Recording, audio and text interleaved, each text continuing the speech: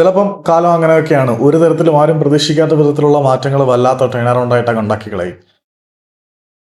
കഴിഞ്ഞ കുറച്ച് ദിവസമായിട്ട് എനിക്ക് കണ്ടന്റുകളൊന്നും അപ്ലോഡ് ചെയ്യാൻ പറ്റിയിരുന്നില്ല. അതിന് ഒരുപാട് കാരണങ്ങളുണ്ട്. ഒരുപക്ഷെ നാളെയും എനിക്ക് അപ്ലോഡ് ചെയ്യാൻ പറ്റിയില്ലെങ്കിൽ പോലും നിങ്ങളിലേക്ക് എന്തെങ്കിലുമൊക്കെ എനിക്ക് ഷെയർ ചെയ്യണമെന്നുണ്ട്. പുതിയൊരു ജീവിതചര്യയിലേക്ക് പ്രവേശിക്കണം എന്നൊക്കെ ആഗ്രഹമുണ്ട്.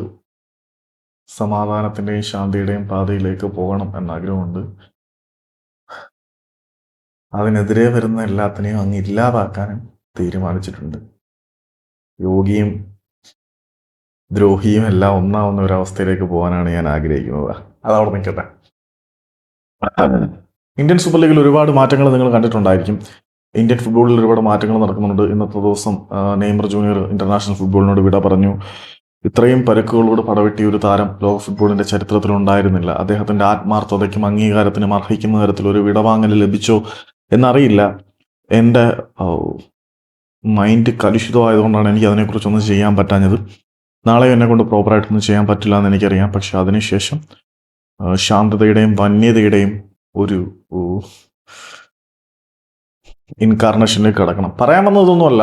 അന്റോണിയോ ലോപ്പസ് ഹബാസ് ഇന്ത്യൻ ഫുട്ബോളിലെ ഏറ്റവും സക്സസ്ഫുൾ ആയിട്ടുള്ള പരിശീലകൻ ആരാണ് എന്ന് ചോദിച്ചു കഴിഞ്ഞാൽ Mohun Bagan super giants ATK franchise ആയിരിക്കുന്ന കാലം മുതൽ തന്നെ എതിരാളികളുടെ മനസ്സിൽ ഭയം വിതയ്ക്കുന്ന ഇന്ത്യയിലെ ഏറ്റവും സക്സസ്ഫുൾ കോച്ചായിട്ടുള്ള അന്റോണിയോ ലോപ്പസ് ഹബാസ് മോഹൻ ബഗാന്റെ ബദ്ധവൈരികളായ ഈസ്റ്റ് ബംഗാളിന്റെ തട്ടകത്തിലേക്ക് എത്തിയിരിക്കുകയാണ്. അവർക്ക് അവരുടെ പരിശീലകനെ നിലനിർത്താൻ കഴിഞ്ഞിരുന്നില്ല. ഇന്ത്യൻ മണ്ണിലേക്ക് അവർ കടം കൊണ്ട ഓസ്കാർ ബ്രൂസോൺ എന്ന പരിശീലകൻ അവർക്ക് 22 വർഷത്തെ കാത്തിരിപ്പിന് ശേഷം കിരീടം നേടിക്കൊടുത്ത ശേഷം പടിയിറങ്ങുമ്പോൾ ആ സ്ഥാനത്തേക്ക് ആരെ നിയമിക്കും എന്നുള്ളത് എല്ലാവരും ഉറ്റുനോക്കുന്ന ചോദ്യമായിരുന്നു.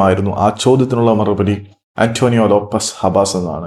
ഏതായാലും മോഹൻ ബഗാനുമായിട്ട് ചില പടലപ്പിളക്കങ്ങളും അസ്വാരസ്യങ്ങളും ഒക്കെ ഉണ്ടാക്കിയ ശേഷം എതിരാളികളുടെ തട്ടകത്തിലേക്ക് അദ്ദേഹം കയറി ചെല്ലുമ്പോൾ ഇന്റർകാഷ്യയെ കൂടി ചാമ്പ്യന്മാരാക്കിയ ചരിത്രം എടുത്ത് പരിശോധിച്ചാൽ ഇന്ത്യൻ ഫുട്ബോളിൽ സമാനതകളില്ലാത്ത വിധം നേട്ടങ്ങൾ സ്വന്തമാക്കാൻ കഴിഞ്ഞിട്ടുള്ള ഈ ഒരു പരിശീലകൻ ഇവിടെ അത്ഭുതങ്ങൾ വീണ്ടും വിരയിക്കും എന്ന് നമുക്ക് പ്രത്യാശിക്കാം.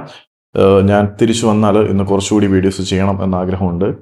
ഇന്ന് പോർച്ചുഗലിൻ്റെ കളിയുണ്ട്. അവിടെ ക്രിസ്ത്യാനോ റൊണാൾഡോയുടെ ഗതി എന്താവും എന്നെനിക്കറിയില്ല.